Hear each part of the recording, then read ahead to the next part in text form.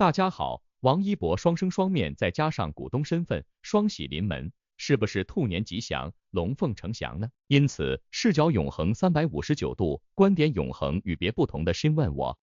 首先祝大家兔年快乐，如意吉祥，跟着再祝大家好运好感，富贵吉祥。为什么询问我会这么说呢？因为双剧双播大热收官之后的赵丽颖，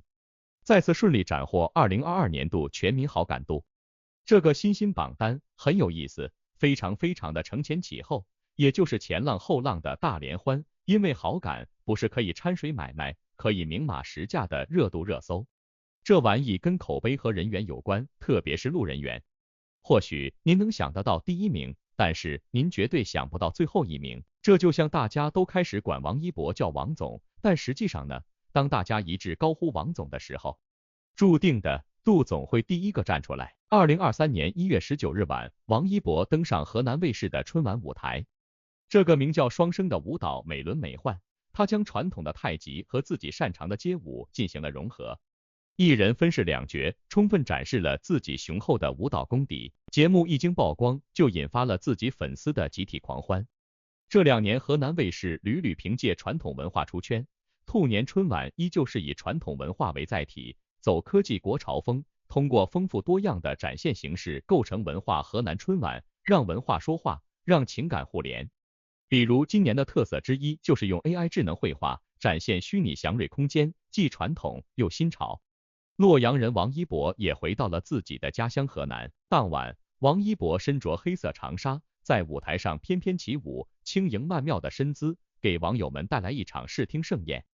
王一博表演的舞蹈双生是太极和街舞的结合，跨舞众的表演不显突兀，反而更具一番风味。王一博这一次没有唱歌，而是一人分饰两角演绎舞蹈双生，太极和街舞相结合，邂逅传统文化，演绎国风之美，舞蹈创新，还别有一番风味。一开场是一袭黑衣的王一博在山水图中演绎太极，背景音乐婉转悠扬，现场烟雾缭绕，王一博就像在仙境中一样。随后镜头一转，王一博身穿休闲服装，开始了现代舞的演绎，舞蹈动感，画面现代感十足。王一博的舞蹈动作专业好看，镜头来回交错，传统和现代相碰撞，一文一武，一黑一白，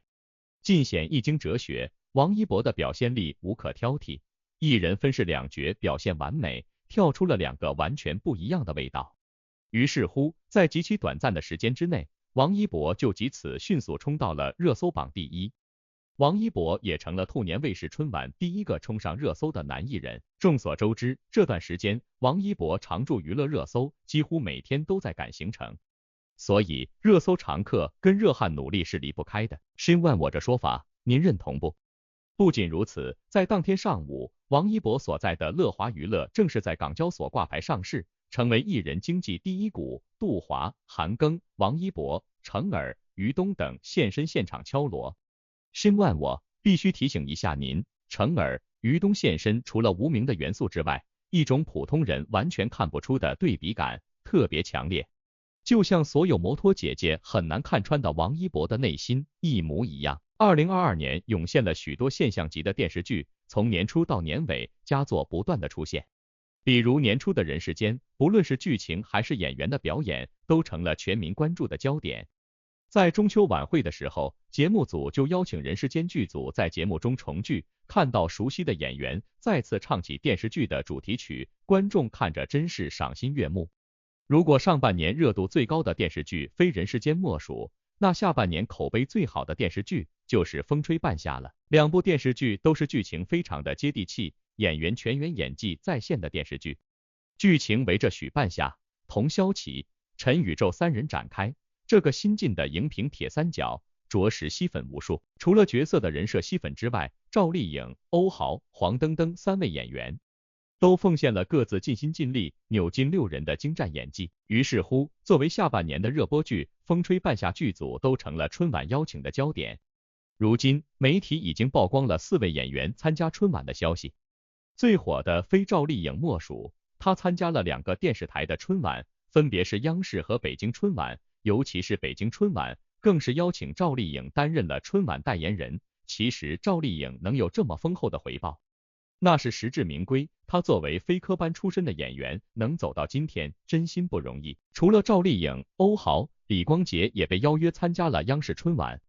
刘威参加了北京卫视的春晚。不过让观众纳闷的是，在《风吹半夏》中，让观众流泪最多的演员黄登登，却没有参加任何春晚的消息。因此，深问我感觉好玩的是，央视春晚也是潜规则满满，看人下菜的。看懂的都是精彩，看不懂的都是竞猜。那么您觉得为什么呢？为什么欧豪、李光洁可以呢？在首播仪式上，王一博被介绍为乐华娱乐的股东，这意味着年仅25岁的王一博已经由艺人正式成为了公司的老板之一。于是乎，与以往不同的是，偶像明星王一博的这次亮相，终于是以名正言顺的乐华股东的高光身份，出现在了这场乐华梦寐以求很久的仪式上。此前，公司的保密工作做得相当到位，王一博成为公司股东这件事，并没有传出过一点风声。直播过程中，王一博依旧是不爱社交的样子，除了宣传电影，他几乎没说过什么话。据专业人士报道，乐华娱乐上市首日开盘报 5.6 港元，高开 37%， 开盘半小时大涨5成，种种数据都在佐证王一博的吸金能力。之前，吃瓜群众都会好奇，杜华到底是靠什么能够反复留住王一博？如今乐华上市，似乎答案终于明了，那就是乐华的原始股。在乐华上市的发布会上，王一博直接坐在杜华的身边，杜华的直播间屏幕上，时间最长的就是出现此二人，王一博更是作为敲钟人之一，宣告着乐华的上市成功。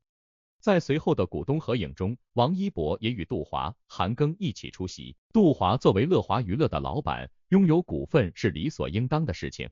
而韩庚也是乐华众所周知的股东，但王一博能在股东合影时留下来，可想而知，如今王一博的身份也能被称为王总了。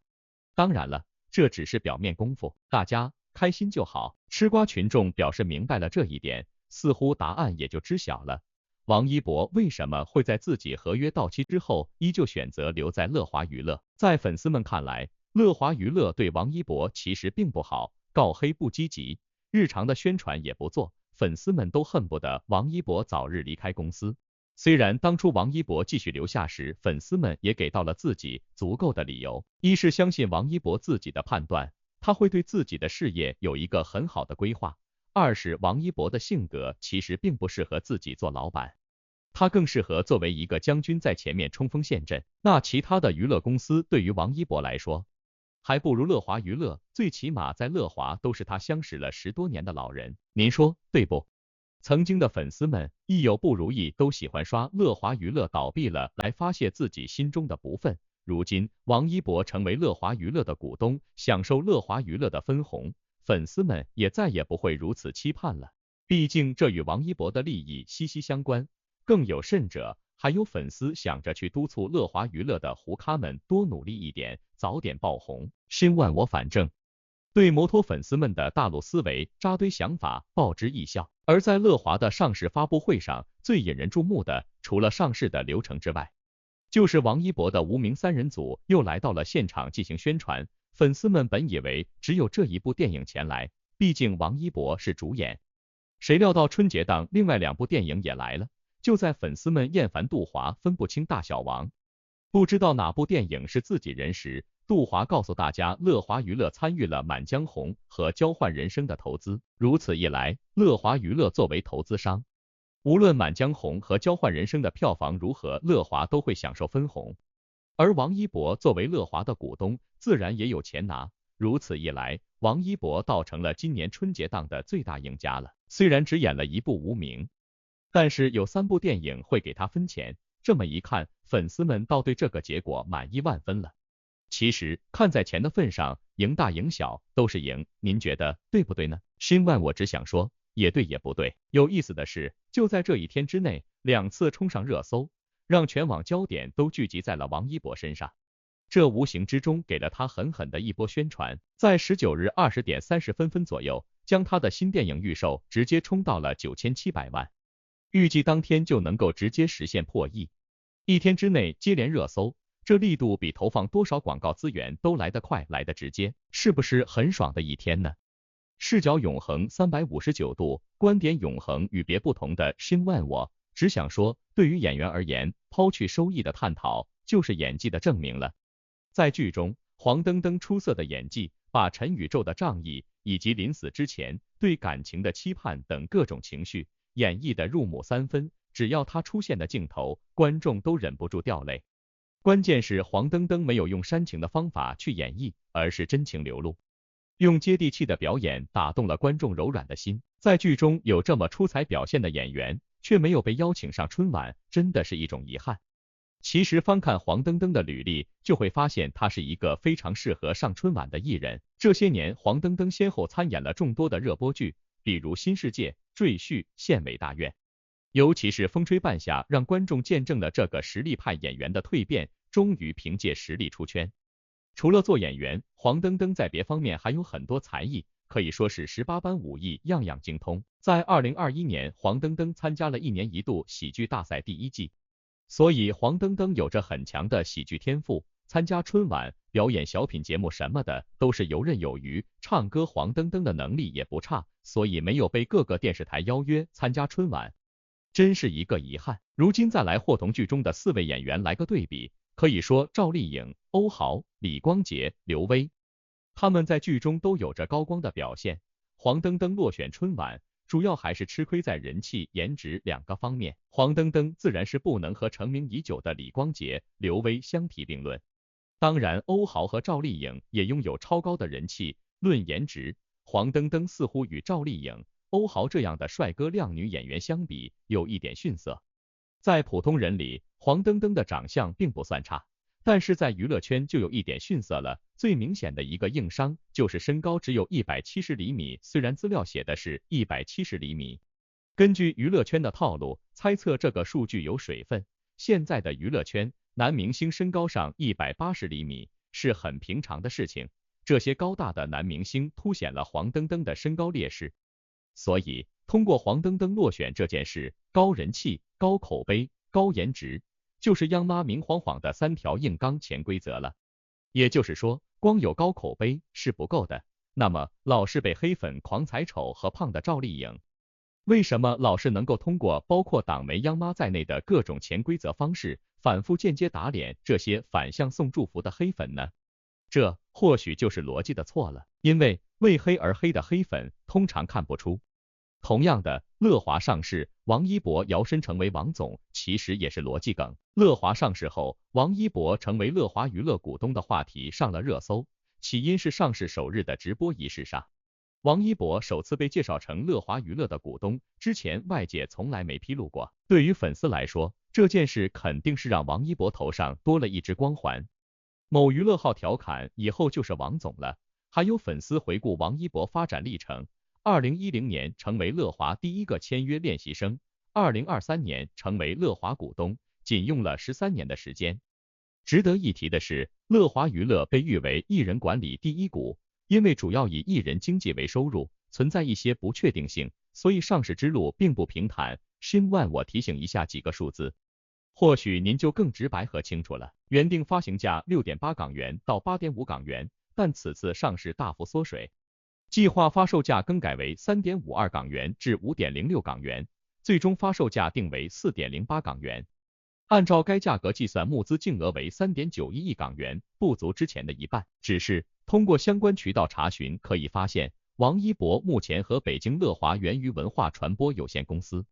并没有股权关联，在公司上市的招股书中，主要股东里也没有王一博的名字。那么如此看来，王一博难道是被乐华亏待了？因为他所分到的股权并不多。首先，直播仪式中，乐华股东仅列出了5个名字，分别是杜华、CMC 华人文化、阿里巴巴和孙一丁。乐华娱乐发售价4.08港元，杜华的5810万股是原始股。乐华娱乐的股价6港元的时候，相当于杜华的资产暴涨超过3.48亿，一下子就成亿万富翁了。不过公司上市时原始股是有交易限制的，在未来很长一段时间里，杜华都不能抛售手上的股份。那么再来看其他股东，众所周知，有明星参与的上市公司，一般都会将明星股东列出来，而且往往明星股东的持股数较多，比如博纳上市时，股东列表就能看到黄晓明、张涵予等明星的名字。那么这次呢？结果呢？王一博的股东列表呢？迎来2023年，过去一年娱乐圈的各项总结也还在如火如荼盘点总结之中。就在1月19日的晚上，2022年艺人好感度出炉了。吃瓜群众看到许多熟悉的名字出现在名单中，都感觉到很欣慰。当然也有一些名字出现在榜单中，让人多少有一点意外。相信您了解了这份榜单之后，也能感同身受一把众多艺人粉丝的心情了。那真是几多欢喜几多愁呀。首先好感度获得前5名的分别是王鹤棣、赵丽颖、朱一龙、迪丽热巴、谭健次。除此之外，林一、张晚意、时代少年团、杨迪、沈月、虞书欣、易烊千玺、黄明昊、陈飞宇、杨紫、黄景瑜、白鹿、黄晓明等也受到了媒体的夸奖。先来夸夸名单中让人觉得孤单的名字，那就是黄晓明。在众多80后、90后、00后的艺人中，黄晓明绝对的大哥级别的艺人，他成了这份名单中唯一的70后，也成了入围名单中年龄最大的艺人。黄晓明的演技一直褒贬不一，但是做人的口碑那是公认的好，能够得到大家一致的称赞。不过这么好的男人，杨颖最终还是与他离婚了，实在有点可惜。让人意外的是，杨颖这次没有上榜。看来离婚后的杨颖那是情场失意，职场亦是失意。唯一让人不理解的是，这个好感度名单媒体发布的时候也没有说年龄的范围，为什么一个老演员都没意思上榜呢？难道老艺人都是喜欢耍大牌，没有给媒体留下好的印象吗？其实很明显，即便客观著称的官方媒体，其实还是有点过分关注小鲜肉级别的艺人，而疏忽了对年龄大的艺人关照。或许下一届这样的榜单出炉的时候，能多一些老艺人的名字。毕竟娱乐圈还是有很多正能量的老艺人，比如李雪健、濮存昕等。中生代的演员有张译、袁泉、海清等，口碑也不错。值得一提的是，第1名王鹤棣多少还是让人挺意外的。虽然他在2022年有几部不错的作品播出，比如《苍兰诀》《浮屠缘》等，但是能成为榜单第1名，感觉挺意外。所以先知先觉的申万我老是在各大榜单和场景中看到，并且深扒这个王鹤棣不是没有道理，因为他的标的注定是一个他眼中的前浪。第2名赵丽颖是实至名归，赵丽颖身上的励志元素一直是大家喜欢她的关键原因。不是科班出身的演员，但是演戏肯吃苦有灵性，所以佳作一部接着一部。在2022年奉献了2部现象级的作品，分别是《幸福到万家》《风吹半夏》。许多人谈到赵丽颖，总会谈到她的雅号赵小刀，在萤火虫的心里，这个雅号通常弥足珍贵，因为就喜欢赵丽颖说话直接的特点，看多了娱乐圈的虚情假意，反而看赵丽颖的真性情成了一道亮丽的风景线。随着章子怡、周迅、徐静蕾等大花旦的逐步退出或是隐退，80后、85后的花旦成为影视行业的顶梁柱。赵丽颖、杨幂、刘诗诗、刘亦菲、杨颖都成了85后花旦的中流砥柱。如今赵丽颖成了这个团体唯一的入围者，且有着较高的名次，申万我欢迎您在评论区中祝贺他一把。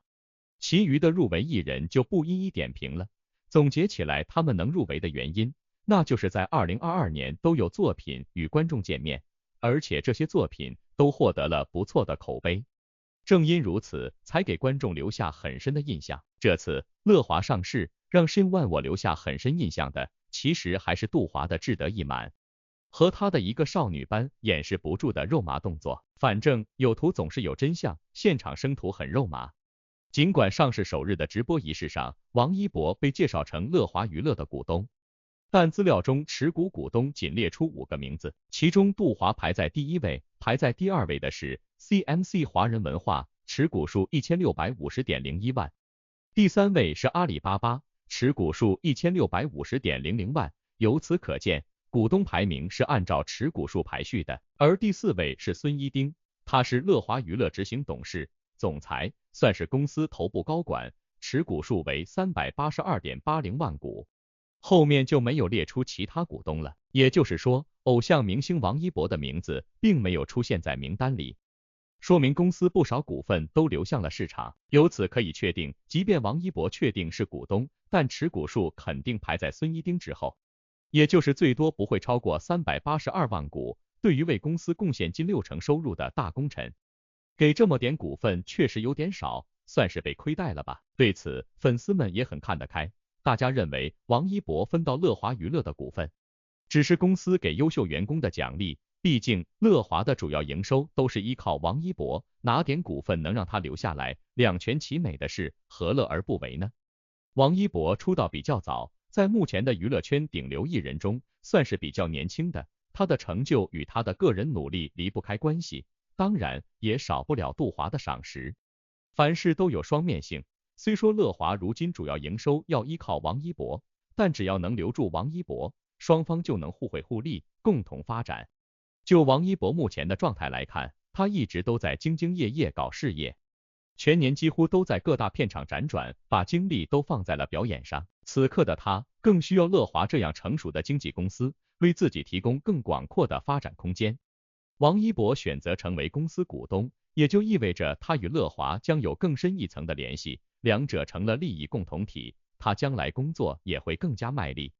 很多人担心乐华娱乐过度依赖王一博，会对公司造成不良的影响，公司最好做到雨露均沾，这样才能分散风险，否则王一博一旦有什么问题，公司也将面临很大危机。相信杜华作为公司老总，也考虑过网友们口中的风险。可他既然愿意依赖王一博，一定是信得过他的人品和能力。王一博和杜华双方你情我愿，网友们也就没必要瞎操心了。看到王一博的实际，很多网友都在感慨，小说爽文男主都不敢这么写。25岁成公司上市公司股东，个人营收比占公司大头，参加赛车比赛轻松拿下第一，参加滑板综艺成功成为滑板推广大使，各种 title 加身，他依旧低调沉稳。与其他明星艺人不同的是，王一博总能以全新的面貌带给大家不一样的惊喜。前段时间的 Breaking 大秀，他掀起全民街舞的热潮，而后王一博又在跨年晚会上凭借一支现代舞惊艳全场，如今又凭借在河南卫视春晚上表演的舞蹈《双生》，再次让人眼前一亮。很多人称赞王一博年少有为，殊不知他从小离家，远赴韩国训练，练习室里没日没夜的集训，才换来了在娱乐圈出道的机会。作为乐华第一个签约的练习生，从无名到无名，王一博用了10年，以一人之力养活全公司，虽然是调侃，但也侧面证明了他的实力。也就是说，xin问我直觉，这次上市最大的赢家杜华，即便得偿所愿了，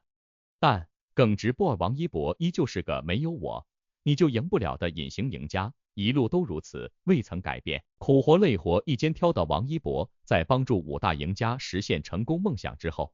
自由度和话语权也自然而然的更加大了。这个时候的确应该把自己的团队